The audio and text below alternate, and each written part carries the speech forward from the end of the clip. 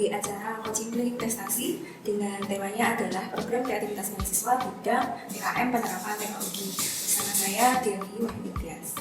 Nah, ini sekilas profil saya, kenapa kok saya bisa diminta? Karena kebetulan saya pernah membimbing dan meloloskan beberapa jenis PKM. Nah, ada PKM PE, PKM AI, PKMM, PKMK, dan lain sebagainya. Nah, sejujurnya untuk PKMT sendiri di IST Aklik ini itu belum pernah meloloskan sampai tembus. Nah, ini bagaimana saya akan mengupas secara singkat kurang lebih selama 10 hingga 15 menit ke depan terkait tips dan trik untuk lolos di PKM Penerapan Teknologi. Apalagi kita kan nama kampusnya Kampus Institut Sains dan Teknologi. Nah, untuk memotivasi adik-adik semuanya, mahasiswa, perlu kalian ketahui kenapa kok kalian perlu ikut PKM. Ya, kalau kalian ingin mengubah suatu keadaan kondisi, misalnya akademik kalian biasa aja, itu tidak masalah untuk ikut PKM. Tidak harus yang pinter-pinter ya, seperti ikut olimpiade mungkin enggak. Nah, dengan ikut PKM, selain itu, kalau kalian mengalami kesulitan ekonomi, ingin punya tambahan uang sendiri, kemudian ada sikap yang kayaknya, aduh, malu nih, tidak punya keterampilan, nah, bergabunglah ikut lomba di PKM gitu untuk awalan kita. Kenapa sih harus memilih PKM dan ambil PKM Penerapan Teknologi? Karena lombanya itu semua jurusan bisa ya. Nah, di kampus Aktif ini kan ada beberapa jurusan, kaitannya adalah dengan bidang teknis, bidang statistik, bidang geologi, ada semua. Nah, itu bisa dimasuki oleh semua bidang PKM, kaitannya di teknologi pun juga seperti itu. Mudah karena idenya itu bisa dari hal yang sederhana saja.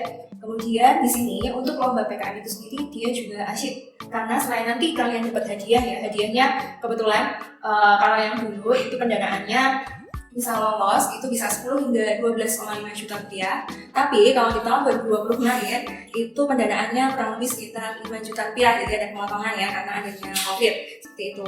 Jadi sangat menggugah kita agar ayo ikut PKM.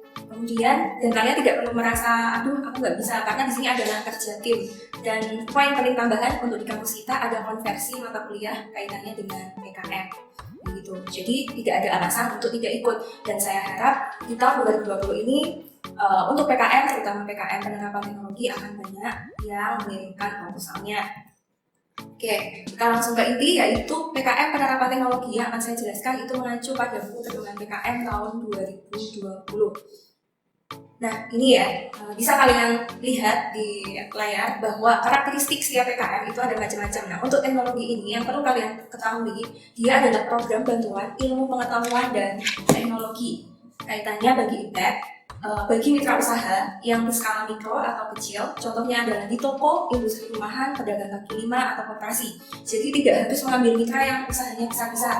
Jadi misalnya kalau kalian di daerah atau di rumah kalian ada toko kelontong kecil yang kira-kira bisa untuk diberikan bantuan IPTEK-nya, nah itu bisa kalian jadikan mitra usaha. Intinya adalah mitra untuk PKMT harus produktif. Karena di sini keterangannya untuk mitra usaha PKMT adalah kelompok masyarakat yang berorientasi pada keuntungan. Beda dengan bidang PKM yang satunya ada lagi, karena yang punya mitra untuk PKM itu ada dua, yaitu di PKMM atau pengabdian masyarakat, dan yang kedua adalah penerapan teknologi. Kalau yang di PKMT ini harus usaha yang membawa keuntungan, seperti itu. Beda kalau yang pengabdian, mitra usahanya yang dikerjasamakan adalah mitra yang tidak produktif. Contohnya lain adalah di kelompok tani, kelompok nelayan, sanggar tari, klinik bersalin, dan lain sebagainya. Nanti saya akan memperlihatkan contoh-contoh mitra usaha PKMT. Nah, ini bisa kalian lihat di gambar ya. Yang pertama ini adalah para petani. Nah, ini bisa sekali adik-adik gunakan untuk mitra usaha. Karena kita tahu kan di Jogja masih banyak mata pencaharian warga di sekitar itu sebagai petani, sebagai nelayan, sebagai peternak, dan lain sebagainya. Nah, contoh-contoh mitranya ya bisa dari kelompok tani, kelompok nelayan, kemudian ada kelompok peternak di sini. Saya yakin mudah sekali. Nah, dia di sini di gambar nomor 4 itu mitra yang kalian gunakan bisa juga usaha mikro kecil. Misalnya adalah usaha pembuatan pupuk di dekat kalian ada. Nah, itu bisa digunakan sebagai mitra. Kuncinya adalah mitranya harus yang produktif. Kemudian di sini di gambar nomor 5 ada digunakan di budidaya di kolam lele untuk kolam terpal. Nah, ini misalnya nanti kalian mau mengambil bantuan IPTEK-nya kaitannya adalah dengan proses pengairannya atau proses mesinnya dan lain sebagainya, itu bisa digunakan untuk di PKM Penerapan Teknologi. Jadi kuncinya adalah ada bantuan IPTEK-nya. Di sini juga ada gambar yang lain di usaha sablon ya, baju. Jangan salah, kalian bisa juga menggunakan mitra usahanya adalah di usaha sablon. Itu. Ini usaha-usaha yang lain, saya ambil contoh yang peternak ayam karena kebetulan nanti contoh judul PKMT yang lolos didanai oleh Dikti. Sekarang Kemdikbud ya, itu usahanya adalah kaitannya dengan ternak ayam. Bagaimana di sini kalau kalian tahu ya, usaha ternak hewan itu kan biasanya menimbulkan banyak bau. Nah di sini yang diangkat di penerapan teknologinya adalah bagaimana membuat teknologi menghilangkan bau itu. Baunya yang diambil adalah di sini ada 2 parameter, yaitu amonia di kandang ayamnya dan gas H2S. Kemudian di sini ada usaha di industri kulit tas. Nah di sini mungkin bisa perbaikan ipteknya, bisa dari segi mesinnya, bisa dari segi manajemen karyawannya. Itu pun juga merupakan salah satu bentuk penerapan teknologi.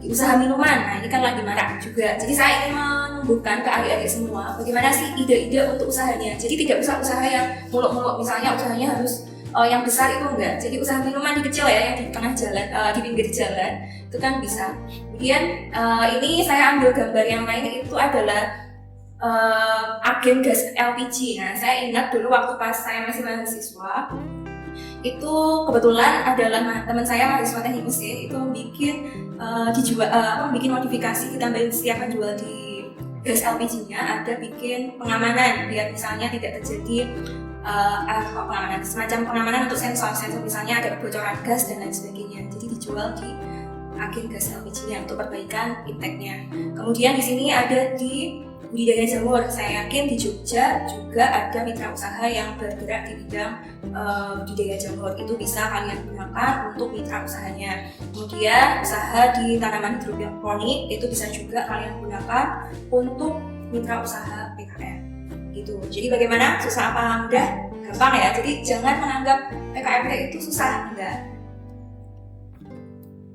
Nah, apa saja sih bantuan iptek kepada mitranya? Kalau kaitannya dengan bantuan iptek itu tidak melulu harus ke mesin kayak gitu ya. Tapi ada beberapa bidang di sini yang kita bisa lakukan untuk diubah.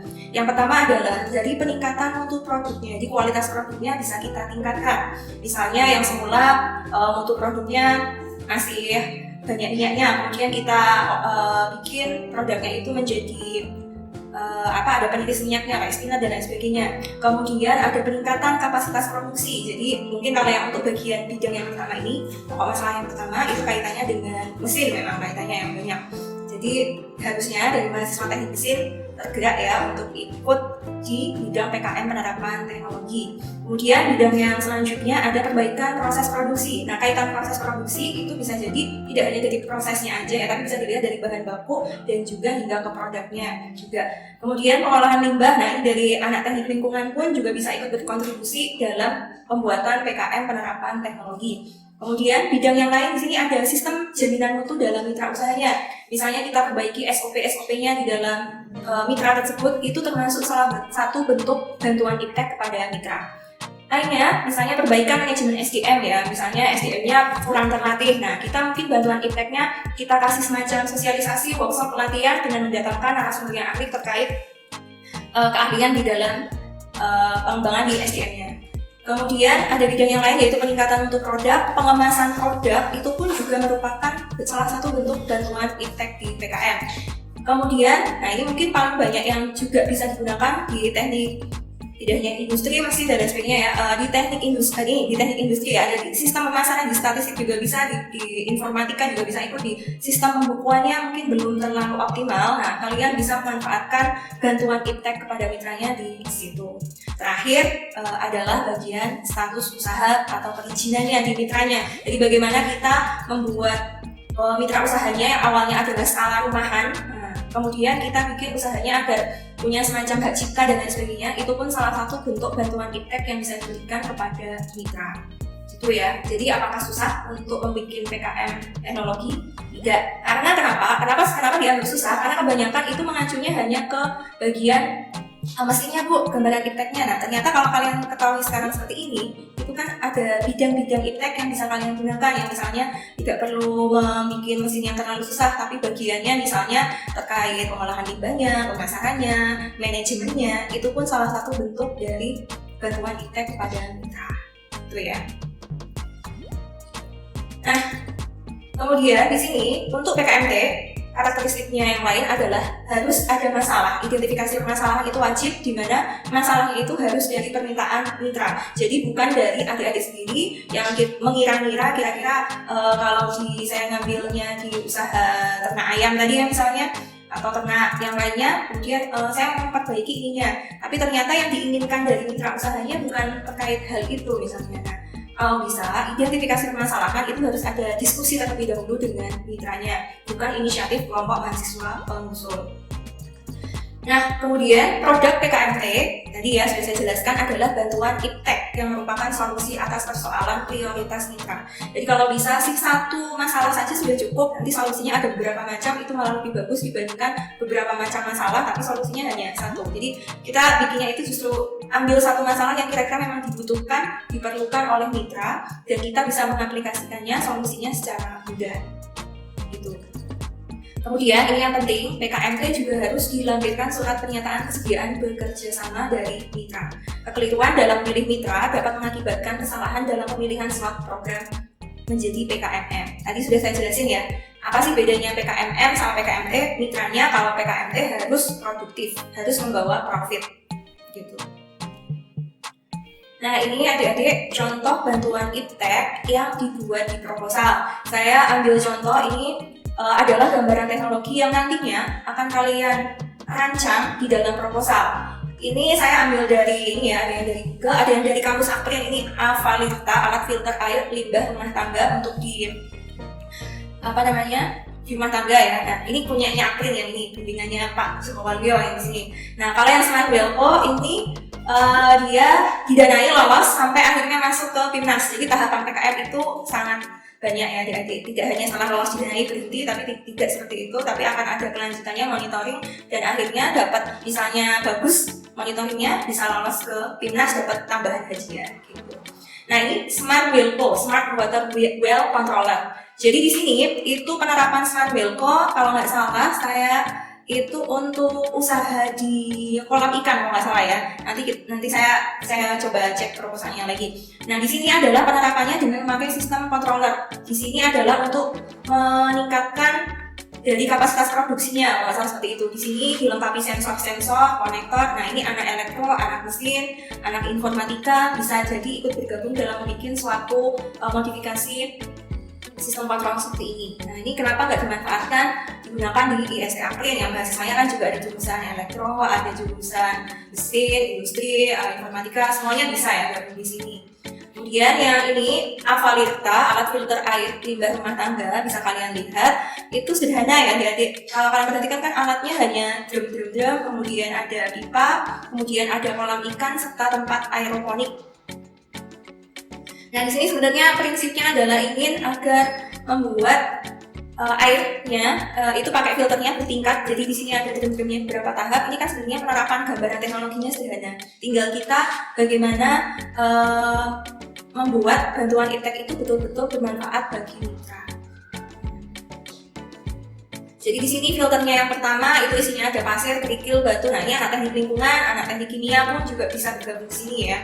Ada drum yang kedua, misalnya untuk pemisahan tahapan yang kedua itu pakai lapisannya, filternya pakai daun ketapang, dan yang terakhir pakai ijuk dan tanah gambut, pasir halus, agar hasil air yang terdapat digunakan untuk kolam ikan sudah betul-betul bersih dan bisa untuk tempat hidup ikan gitu.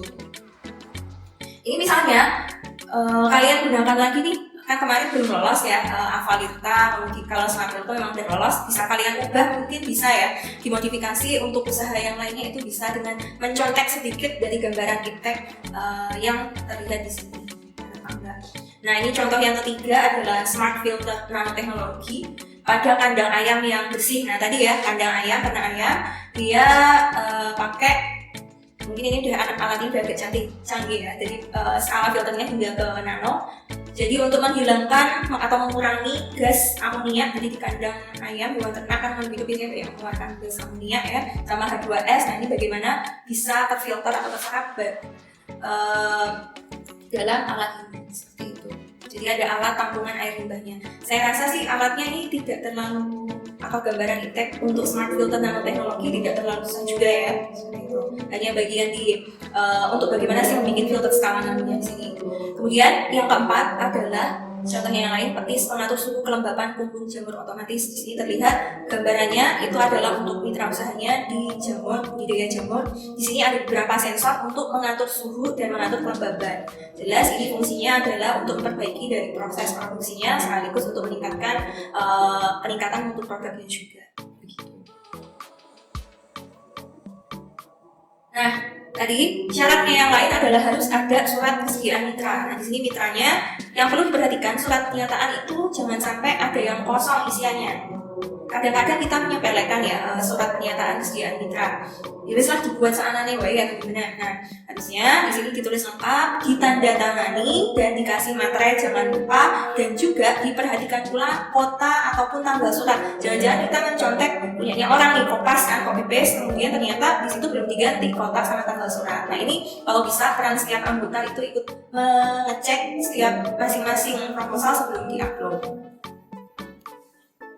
Luaran untuk PKMT itu ada 5, laporan kemajuan, laporan akhir, artikel ilmiah, dan produk. Oh ya, ada 4. Yang kelima ini adalah bagi yang sudah mempublikasikan artikel tidak wajib untuk membuat artikel lagi. Ketentuannya untuk pengusulnya, jadi baik S1 maupun program diploma itu bisa ikut PKMT, penerapan teknologi. Kelompoknya itu 4 hingga 6 orang, terdiri dari ketua dan 3 hingga 5 orang anggota. Nah, jangan sampai kalian bikin PKMT cuma 3 orang keanggotaannya, jangan sampai seperti itu ya, totalnya dari ketua sampai anggotanya cuma 3, karena syarat minimalnya kelompok pengusul adalah 4 orang. Kalau bisa sih 6 orang itu benar-benar dimanfaatkan ya, yang paling banyaknya itu dioptimalkan gitu, agar bisa banyak yang saling membantu. Nah, di sini untuk nama-nama pengusul harus ditulis lengkap. Ini juga penting ya, karena PKM itu adalah lomba kaitannya dengan format sekali ya, detail kaitannya dengan format. Tidak boleh disingkat. Kemudian bidang kegiatan harus sesuai dengan bidang ilmu ketua kegiatan. Nah, ini yang mungkin agak entah baru atau mungkin yang sebelumnya udah pernah ya. Jadi kalau teknologi mau misalnya kita fokus masalahnya kaitannya sama pemasaran, tapi ternyata yang jadi ketua kegiatannya itu mahasiswanya adalah anak teknik kimia, kan kurang cocok ya. Harusnya mungkin adalah bidang ilmu ketua kegiatan adalah anak teknik industri, atau mungkin yang informatika, atau mungkin yang dari statistik dan sebagainya. Itu bisa. Misalnya mau diangkat adalah permasalahannya di pemasarannya. Kemudian mahasiswa pengusul dapat berasal dari berbagai program studi. Nah, saran saya untuk dapat tipsnya lolos di PKMT adalah harus memang kita kolaborasi dengan program studi yang lain. Kalau mungkin untuk program PKM yang penelitian, kalian mungkin boleh satu jurusan semua, anggotanya dari jurusan teknik kimia semua atau dari industri semua, itu gak masalah. Tapi kalau untuk PKMT memang di sini sudah disarankan ya, panduan harus dari berbagai program studi. Ingat-ingat itu. Kemudian di sini juga ada keterangan keanggotaan setiap kelompok PKMT disarankan berasal dari minimal 2 angkatan yang berbeda. Nah, walaupun kalian sudah berbeda program studi, tapi ternyata angkatannya sama, misalnya sesama angkatan 2017, ayo yang kan CS-an ya, seperti itu ya, kemana-mana barunya sama itu terus. Nah, jangan sampai itu nanti keanggotaannya sama-sama, angkatannya sama. Jadi di sini ada syarat harus 2 angkatan yang berbeda, paling nggak ngajak adik tingkatnya lah ya, kalau kalian udah angkatan atas, atau kalau yang adik tingkat punya ide berarti ngajak kakak tingkatnya. Sistematikanya ini yang baru, betul-betul baru, panduan di 2020 untuk PKMT itu tidak boleh menggunakan akronim atau singkatan. Kalau tadi contoh yang tadi saya berikan itu kan disingkat ya, Smart Wilco tadi kan, kemudian tadi Avalita yaitu alat filter apa tadi ya. Nah, sekarang untuk judul PKM itu tidak boleh disingkat, yang tidak baku, dan hanya diperbolehkan maksimal 20 kata. Ini sebagai catatan penting untuk judul yang pertama. Kemudian mahasiswa menyusun dan mengunggah proposal, ini format banget ya, jadi sesuai sistematika format banget. Jadi memang benar-benar harus ditepati nih. Isian kelengkapan, mulai sampul, pengesahan, halaman utama, halaman inti, kemudian unggahan berkas harus sesuai penamaan filenya, misalnya ada formatnya adalah nama ketua peneliti, kemudian ditulis nama PT, kemudian PKMT, ke PDF juga harus disesuaikan seperti ini, gitu ya. Dan yang paling penting lagi, di sini ada halaman inti dari pendahuluan sampai daftar pustaka itu maksimum 10 halaman. Kalau misalnya saya bimbing selama ini, kalau memang 10 harus betul-betul dioptimalkan 10 halaman itu terisi semua. Jangan sampai maksimum 10 halaman kalian bikinnya cuma 8 halaman atau malah justru lebih, itu jangan. Kenapa? Yang namanya proposal bikin 10 halaman kan sebenarnya aneh kan. Masa bikin proposal penelitian, bikin proposal hibah misalnya cuma 10 halaman. Nah, itu kan Jadi bagaimana kalian mengoptimalkan katanya dipadatkan di 10 halaman ini. Nah, ini sistematika penulisan, saya rasa kalian bisa membaca sendiri di slide saya. Ini betul-betul diperhatikan. Jadi kalau saran saya ada pembagian kerja di dalam timnya. Misalnya siapa yang bagian mengoreksi kaitannya format huruf, format halaman, format penulisan, judul, lampiran-lampirannya juga. Ini saya rasa tidak perlu dibahas ya. Yang jelas ada halaman daftar isi, pendahuluan itu wajib, isinya nanti ada latar belakang masalahnya yang mau diambil itu apa, dan lain sebagainya, hingga manfaat dan keluarannya nanti yang diinginkan dalam PKMT itu apa aja. Ya, di bab 2 untuk PKMT itu wajib mencantumkan tinjauan pustaka. Kalau bisa tinjauan pustakanya itu yang singkat dan juga memang sudah ada penerapannya di kenyataan itu sebenarnya sudah ada, tinggal kita bagaimana membuatnya, modifikasinya untuk di mitra yang sesuai tepat dengan solusi dari masalah yang dialami oleh mitra. Metodenya, kalau bisa metodenya ini itu dijelaskan secara rinci, teknik cara pelaksanaan program. Misalnya, jadi semacam seperti ada pelatihan, ada bikin rekayasa sanksinya, ada pendampingan, ada pengujian mutu, roda, kaitannya, dan lain sebagainya. Itu perlu didetailkan di bagian metode pelaksanaan program. Biaya ini bisa kalian baca ya. Saya tidak menjelaskan dengan detail. Yang jelas yang perlu kalian perhatikan, tidak boleh ada rencana anggaran biaya kaitannya dengan honor dan lain sebagainya. Jadwal ini penting, jadi disusun kalau PKM itu jadwalnya 3 hingga 5 bulan. Jadi disesuaikan juga jadwalnya bulan pertama apa, 2, 3, 4, 5 di dalam bentuk tabel. Daftar pustaka ini juga penting karena PKMT ada tinjauan pustaka, jadi mencantumkan daftar pustaka. Jangan sampai kalian menulis daftar pustaka tidak sesuai dengan kaidah penulisan yang benar. Nah, untuk lampiran-lampirannya hati-hati. Kalau lampiran 1 sampai 5 mungkin kalian sudah biasa ya menuliskan untuk yang nyusun PKM, tapi bagian 6 sama 7 itu kalau bisa, yang 6 ini adalah gambaran teknologi yang akan diterapkan, itu harus betul-betul yang lengkap ya keterangan-keterangannya, dan kalau bisa gambaran, namanya gambaran berarti ada gambar dan itu gambar sendiri, jangan sampai kalian ngambilnya adalah dari Google seperti itu. Kemudian untuk ketujuh, denah detail lokasi mitra itu juga harus yang jelas. Kalau bisa ambil dari Google Map, kemudian foto langsung lokasi mitranya, itu malah lebih bagus. Nah, saya sembari menuju yang terakhir, saya akan jelaskan tipsnya agar bisa lolos ya untuk ke PKMT. Di sini ada formulir penilaian proposal yang akan diberikan kepada reviewer. Jadi reviewer itu mengoreksi PKM, itu kan banyak banget ya dari semua perguruan tinggi Indonesia. Nah, di sini ada bobot penting kalau untuk PKMT. Apa saja sih? Jadi 100 poin di sini yang paling besar nilainya adalah di bagian ketepatan solusi, 25%. Jadi bagaimana saat kalian menyusun proposal, membuat proposal, bagian ketepatan solusi itu betul-betul dibikin yang jelas, langsung, misalnya dibikin tabel ya, semacam matriks atau apa chart gitu kan. Misalnya untuk masalah ini solusinya apa, kemudian seperti apa lanjutannya atau luarannya seperti apa, di situ dituliskan karena poinnya adalah 25%. Kemudian 25%-nya lagi adalah nilai tambah bagi mitra. Nah, kaitannya kira-kira kalau sudah dapat solusi ini masalahnya apa aja sih nilai tambah yang dapat bagi mitranya itu apa? Misalnya produksinya ternyata bisa meningkat, manajemen dari karyawannya itu bisa lebih bagus, jadi karyawannya dapat terlatih, punya skill yang baik. Kemudian itu ya poin pentingnya. Kemudian yang lainnya adalah kemutahiran IPTEX yang diadopsi, itu poinnya 20%. Jadi kalau kalian di sini bisa mendapatkan penilaian yang maksimal di 3 poin ini, kaitannya di pendahuluan ya, karena kan ada latar belakang masalah di situ ya. Kemudian di gambaran IPTEX, di metode pelaksanaan kaitannya nanti ya sama di lampiran gambaran IPTEX. Kalau kalian bisa menuliskan dengan bagus di proposal, saya yakin proposal dari PKMT kalian lolos. Ini saya ada beberapa contoh untuk kalian cermati judul-judul PKMT yang lolos INAS.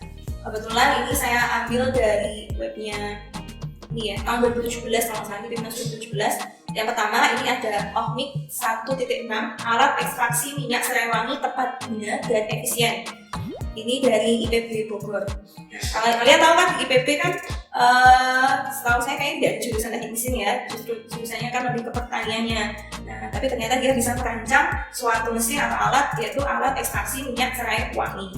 Kemudian yang kedua, peningkatan kualitas gula merah serbuk melalui proses heating, filter, and detection untuk minimalisasi kontaminan logam di UGD Asamas Purwokerto. Ini dari perguruan tingginya dari ITB. Nah, jadi ini kan bikin gula Jawa ya, gula merah kan gula Jawa ya, gula aren misalnya. Nah, itu bagaimana bentuk serbuk, tapi serbuknya itu melalui proses yang lebih kualitasnya lebih bagus dengan ada pemanasan, ada filtrasi, ada deteksi apa, misalnya masih ada pengotor-pengotornya dan lain sebagainya. Jadi gampang ya sebenarnya, maksudnya kalau kalian baca judulnya yang lolos ini kan nggak susah gitu. Tinggal bagaimana mengemas suatu proposal itu betul-betul perhatikan kaidah dari panduan pedoman PKM tadi.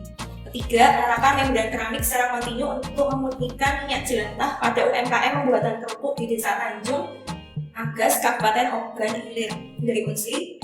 Keempat, ini Smart Wellco, Smart Water Wheel Controller, guna peningkatan produktivitas hasil ikan di UPT Pengembangan Budaya dan Pemasaran Perikanan Kabupaten Sleman dari UNY.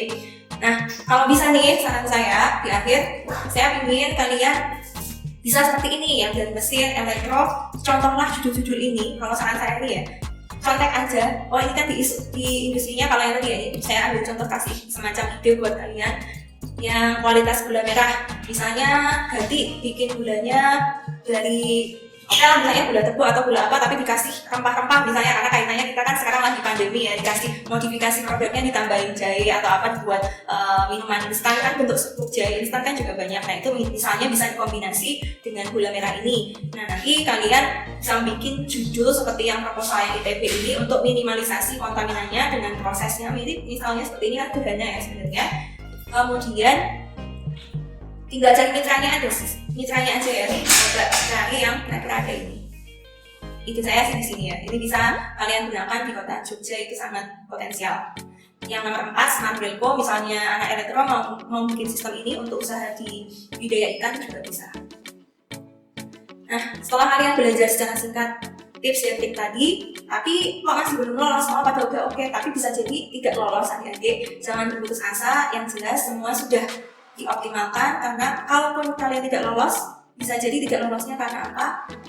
Karena mungkin pas mengirim proposal udah deadline, tapi yang terpenting harus diimbangi dengan doa kepada Sang Pencipta. Kalau sudah lolos, jangan lupa pasti ada kelanjutannya adalah di PIMNAS. Itu lebih bagus lagi, kalian akan ketemu dari semua perguruan tinggi di Indonesia, ketemu teman, dapat hadiah lagi, dan biasanya ada media-media yang ikut menanyain hasilnya kalian, tidak hanya dari media dari akademik saja, dari praktisi juga banyak di PIMNAS. Jadi semangat untuk maju ke PIMNAS. Mudah-mudahan ketemu ya di PIMNAS di 2021. Terima kasih. Assalamualaikum warahmatullahi wabarakatuh.